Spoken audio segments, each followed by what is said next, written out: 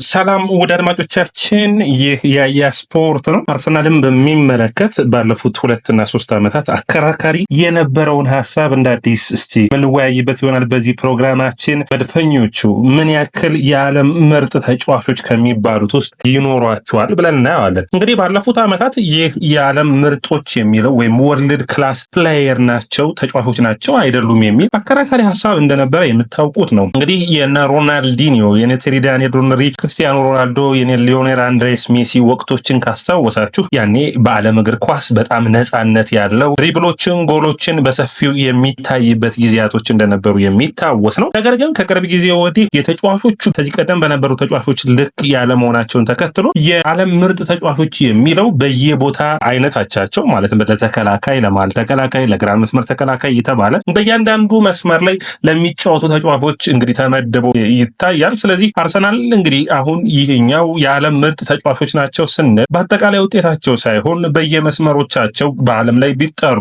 ከ1 እስከ 5 በየቦታቸው መውጣት የሚችሉት ተጫዋቾች የሏቸውም ወይ ብለን እንጠይቃለን። በተለይ በሪያል ማድሪድ በዓለም ላይ ምርጥ ከነበሩ ተጫዋቾች ጋር ተፋልመው ውጤትን ሲያመጡ ያየናቸው የመድፈኞቹ ተጫዋቾችን እናነሳለን። ሳካ፣ ራይስ፣ ሳሊባና ገብርኤል ማጋሌስ በኔ እይታ አራቱን የዓለም ምርጥ ተጫዋቾች ውስጥ በየቦታቸው መግባት የሚችሉ ሆነው አግኝቻቸዋለሁ። እናንተስ እንዴት ታዩታላችሁ?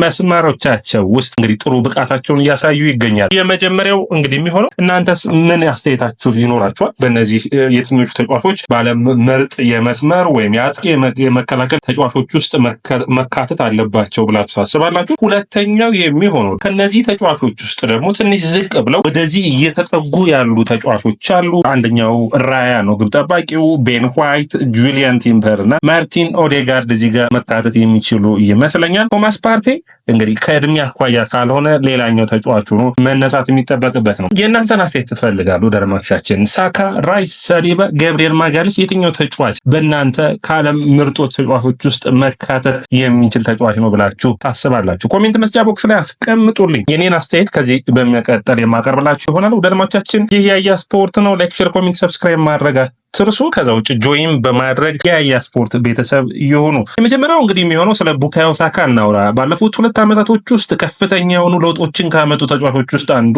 ቡካዮ ሳካ ነው ማለት ይቻላል። ባለፉት 2 ዓመታት የአርሰናልን የቀይ መስመር የመከላከል አቅም ያጠናከረ፣ ከዛ ውጭ ሀገሩን እንግሊዝን በተለያዩ የውድድር መስኮች የመራ፣ በአውሮፓ ውድድሮች ላይ እንግዲህ በ2 አጋጣሚ ለፍጻሜ የደረሰ ነገር ግን ማሳካት አልቻለም እንጂ ዋንጫውን። ከዛ ውጭ በጠንካራ ብቃቱ የሚታይ ነው። አሁን ግን ጊዜ የቡካዮ ሳካ ይመስላል። ምንም ጥርጥር የሌለው የዚህ ቡድን ዋነኛውና ተቀዳሚው ግለሰብ መጥራት ካለብን ቡካዮ ሳካ ነው። በሚቀጥሉት ዓመታቶች ውስጥ በኔ እይታ ወደ አጥቂ መስመር ጠንከር እያለ የሚቀጥል ይመስለኛል። ማጥቃቱን መከላከሉን የሚሰራበት መንገድ የተለየ ነው። በሪያል ማድሪዱ ጨዋታ የተለያዩ አይነት ብቃቶችን አይተናል። ፓኒካ ሲመታ አይተናል። ቺፕ አድርጎ ኮርቷ ላይ ጎል ሲያስቆጥር አይተነዋል። ስለዚህ በአጠቃላይ ቡካዮ ሳካ በዚህ የውድድር ዓመት ምንም እንኳን 104 ቀናቶችን ያለ ጨዋታ ቢያሳልፍም አሁንም ምርጥ ከሚባሉ ተጫዋቾች ውስጥ አንዱ ነው። ባለፉት 2 ዓመታቶች ከኮል ፓልመር እና እንዲሁም ደግሞ ከፊል ፎደን ጋር ስሙ ይወዳደር ነበር። ነገር ግን አሁን ከነዚህ ተጫዋቾች ላቅ ባለ አቅም ብቃቱን እያየን እንገኛለን። ለአርሰናል ያለው የተለየ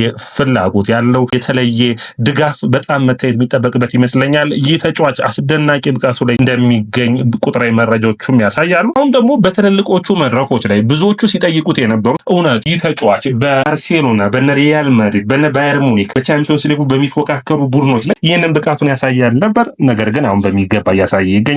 በጣም አስደማሚ ብቃቱ ነው ማለት የሚቻል ነው። የተጫዋች ይህንን ብቃቱን ያሳያል። በአርሰናል ቤት የመቆየት እድሉ አዲስ ኮንትራት አንድሬ በርታ ሊያቀርቡለት እንደሆነ ይታወቃል። 300,000 ፓውንድ ደሞዝ የሚቀርብለት ይሆናል። ስለዚህ ይህ ተጫዋች ከግራ መስመር እየተነሳ በሚቀጥሉት ጊዜያቶች ወደ አጥቂም የመሄድ እድል ሊኖረው እንደሚችል የሚጠበቅ ነው የሚሆነው። አጨራረሱን በጣም እያሻሻለ ነው የሚገኘው። ቁጥራዊ መረጃዎቹ ከመጎዳቱ በፊት አሲስት በማድረግ በፕሪሚየር ሊጉ ቀዳሚ ከነበሩ ተጫዋቾች ውስጥ አንዱ ነው። ያለ ማርቲን ኦዴጋርድ አርሰናል ሲቸገር አሲስት ማድረጉን ሲያግዝ፣ ከማርቲን ኦዴጋርድ ጋር አርሰናል ጠንካራ ሲሆን አብሮ በመጣመር የተለየ ብቃቱን አሳይቷል። ሌላኛው ተጫዋች የሚሆነው እንግዲህ ዲክላን ራይስ ነው። ዲክላን ራይስ ውድድር ዓመቱ ላይ ብቻ ሳይሆን ይህ ተጫዋች በተለይ አንድ የዌስትሃም ደጋፊ ሪዮ ፈርዲናንድን፣ ጆ ኮልን በዌስትሃም ቤት ያየ ከሁለቱ ተጫዋቾች አንጻር ዲክላን ራይስ በጣም የተለየ ተጫዋች ነው በማለት አስተያየቱን ሰጥቶ ነበር። በጣም እንግዲህ ያንም ሳይመጣ የኮንፈረንስ ሊግ ዋንጫ በዌስትሃም ቡድን ውስጥ ያሸነፈ ነው። አንደኛ ኳስን የሚከላ የሚከላከልበት መንገድ፣ ኳስን የሚያጠቃበት መንገድ በጣም አስደማሚ ሆኖ መነሳት የሚጠበቅበት ነው። አማካይ መስመሩን ፍጥነት፣ ቴምፖ፣ መከላከሉን፣ ማጥቃቱን የሚያግዝ ነው። ማይክል አርቴታ ደግሞ እንደ አዲስ የፈጠረው በሚመስል ሁኔታ የተለየ 8 ቁጥርን እያየን እንገኛለን። ከቶማስ ፓርቴ ጋር የፈጠሩት ጥምረት አስደማሚ ነው። ነገር ግን በዓለም ላይ ካሉ ምርጥ አማካኞች ውስጥ እንግዲህ ከሪያን ግራቨንበርግ ከካይሴዶ እንዲሁም ከሌሎቹ ጋር ልታወዳደሩ ትችላላችሁ። ነገር ግን የዚህ ልጅ ክህሎት ጁድ ቤሊንጋም፣ ቹዋሚኒ ከሚሚ ጋር የፈጠረው ክስተት አስደማሚ ነው። አሁን ደግሞ ጎሎችና አሲስቶችን እየጨመረ መጥቷል። ይህ ተጫዋች ቀጣዩ የአርሰናሎቹ ተፈላጊ ተጫዋች እንደሚሆን የሚጠበቅ ነው። ከአርሰናል ራይስን 100 ሚሊዮን ፓውንድ መክፈሉን በጣም ረካሽ እንደነበር ያሳየበት ብቃት ነው። ይህ የሚደነቅ ነው። ሌላኛው የሚሆኑት እንግዲህ ዊሊያም ሳሊባና ገብርኤል ማጋሌስን እዚህ ጋር ማካተት ይጠበቅብናል። አርሰናል በተከላካዮች ታሪኩ በምትበት ጊዜ ከነ ቶኒ አዳምስ፣ ማርቲን ኪዩን ጀምሮ በተከታታይ 2 ምርጥ ተከላካዮች አጋጥሞት አያውቅም። የነ ጆ ካምቤል፣ ኮሎ ቱሬ የሚታወስ ነበር። በቅርብ ጊዜያት ኮሼልኒ የሚታወሱ ነበሩ፣ የነ ቨርማሌን ሁሉ። ነገር ግን በአንድ አጋጣሚ 2 ምርጥ ተከላካዮችን ኑሮታል ማለት ይቻላል። የዊሊያም ሳሊባና ገብርኤል ማጋሌስ አሁንም በዓለም ላይ ከሚጠሩ ከነ ቨርጅል ቫን ዳይክ፣ ዲያዝ እና ባስቶኒ በመቀጠል የሚጠሩ ናቸው። ከነዚህ ጋር መፎካከር የሚችሉ ማንም የአርሰናል ደጋፊ ሁለቱን ተጫዋቾች በማንም ተጫዋች መቀየር የሚፈልግ አይመስለኝም። ምን ይለያቸዋል? ምንስ የተለየ ብቃት አላቸው ብላችሁ ከጠየቃችሁኝ ደግሞ ሳሊባ ገና ታዳጊ ቢሆንም በአየር ላይ በመሬት ላይ የመፋለም አቅሙ በጣም አስደማሚ ነው። ከኳስ ጋር ያለው መረጋጋት ቀጣዮቹ ዓመታቶች ውስጥ በፕሪሚየር ሊጉ መጠቀስ ከሚችሉ አሁን የአርሰናል ቡድን ውስጥ ካሉት እንግዲህ በሚገርም ሁኔታ ነው። ከማንም ጋር ሳሊባን ብታጣምሩት ያለው ብቃት የማይወርድ ነው። በወጥነት ማገልገል የሚችል ብቃት ያለው ተጫዋች ነው። ስለዚህ ይህ ደግሞ መደነቅ የሚጠበቅበት ይመስለኛል። እንግዲህ አርሰናል መጥፎ የውድድር ዓመት በፕሪሚየር ሊጉ አሳልፏል ተብሎ እንኳን 2ኛ ደረጃ ሰንጠረዥ ላይ ተገኝቶ እነዚህ ተጫዋቾች ብቃት ማስደመሙ እንደቀጠለ ነው። ገብርኤል ማጋሌሽ እንግዲህ የሚያስቆጥራቸው ጎሎች፣ የመከላከል መንገዱ፣ በብራዚል ብሔራዊ ቡድን የጀርባ አጥንቱን አይታችሁታል። በአርጀንቲና 4-1 የተሸነፉት ያለሱ ስለተጫወቱ ነው ማለት በሚቻል ሁኔታ ከኳስ ጋር ያለው ምቾትን በጣም አሻሽሏል። የአየር ላይ አፈጻጸሙ በጣም የተለየ ነው። የሚያጠቃበት መንገድ፣ የሚከላከልበት መንገድ ገብርኤል ማጋሌሽ በቅርብ ጊዜ ከሚመጡት የአርሰናል ተፈላጊ ተጫዋቾች ውስጥ አንዱ ነው። አሁን ኮንትራታቸውን ማራዘም ላይ አርሰናል በሚገባ እየሰራ እንዳለ የሚታወቅ ነው። እንግዲህ እነዚህ ተጫዋቾች በአስገራሚ ሁኔታ የቪኒሲየስ ጁኒየርን እና እንዲሁም ደግሞ ኪሊያን ምባፔን ማቆም የቻሉ በዓለም ላይ ካሉ ምርጥ ተጫዋቾች ውስጥ አንዱ ናቸው። ሁለተኛው እርከን የምናየው እንግዲህ የዴቪድ ራያ እና ቤን ዋይት እንዲሁም ጁሊያን ቲምበር እና ማርቲን ኦዴጋርድ ነው። ኦዴጋርድ ባለፉት ዓመታቶች ከነ ሳካ ጋር መነሳት የሚችል ነበር። በዘንድሮ ውድድር ዓመት የአቋም መውረዶች አሉ። ይህንን አሻሽሎ እንደሚመጣ የሚጠበቅ ነው የሚሆነው።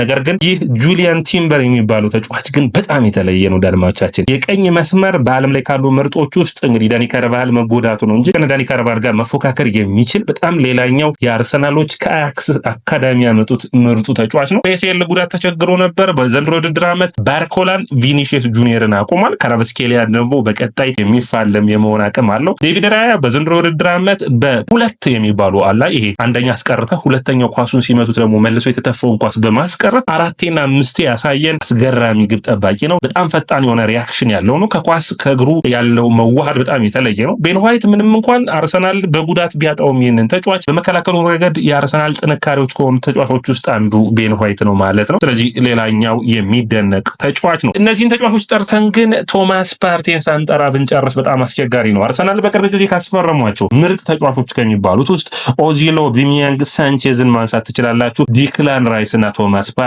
ፓርቴ አርሰናልን ከመቀላቀሉ በፊት ራሱ በአትሌቲኮ ማድሪድ የነበረው ተጽዕኖ ከፍ ያለ እንደነበር በግልጽ የሚታይ ነው። አስደናቂ የመከላከል አስደናቂ የማጥቃት እንዲሁም ደግሞ የአርሰናል ሲቸግረው የቀይ መስመር ተከላካይ መሆን እና ማገልገል የሚችል ተጫዋች ነው። ስለዚህ ቶማስ ፓርቴም ሌላኛው ተጫዋቹ ነው መነሳት የሚጠበቅበት ነው። ቶማስ ፓርቴ በምርጥ ብቃቱ ላይ ካለ ዚቼንኮ እንደተናገረው ሮድሪን ሁሉ ይበልጠዋል። ሁሉ ነገር ያለው የተሟላለት ተጫዋቹ ነው የሚታየው። ቶማስ ፓርቴ በጣም አስደማሚ ብቃት ያለው ተጫዋች ነው። እንግዲህ ታዳጊዎቹን ኢታን ንዋሪና እንዲሁም ደግሞ ሉዊስ ስካሊንም እዚህ ጋር መጥቀስ ያለብን ይመስለኛል። በቀጣይ ሁለቱ ተጫዋቾች በዓለም ምርጥ ከሚባሉ ተጫዋቾች ውስጥ መካተት የሚችሉ ሉዊስ ስካሊን አሁንም በሪያል ማድሪድ ላይ አስደናቂውን ሮድሪጎ በማቆም አሳይቶናል። በቀጣይ የኢታን ንዋሪ የሚጠበቅ ነው የሚሆን። ሁለቱ ተጫዋቾች የዚህ ቡድን አካል ሆነው የሚቀጥሉ ከሆኑ ደግሞ አርሰናል በቻምፒዮንስ ሊጉ በፕሪሚየር ሊጉ ተፋላሚ አድርገው የሚቀጥሉት ይሆናል። ስለዚህ ወደድማቻችን በእናንተ እይታ እዚህ ቡድን ውስጥ ቤስት የሚባሉ ተጫዋቾች እንዳሉ ይታወቃል። በፕሪሚየር ሊጉ ቤስት 11 ውስጥ እንደሚሰለፉ፣ ነገር ግን በዓለም ላይ ካሉት አንጻር አርሰናል ተጫዋቾች ምን ያክል ደረጃን ያገኛሉ ብላችሁ ታስባላችሁ? የትኞቹስ የዓለም ምርጥ ተጫዋቾች ውስጥ መካተት ይችላል ብላችሁ ታስባላችሁ? ኮሜንት መስጫ ቦክስ ላይ አስቀምጡልኝ። ይህ ያያ ስፖርት ነው። ላይክ፣ ሼር፣ ኮሜንት፣ ሰብስክራይብ ማድረጋችሁን አትርሱ።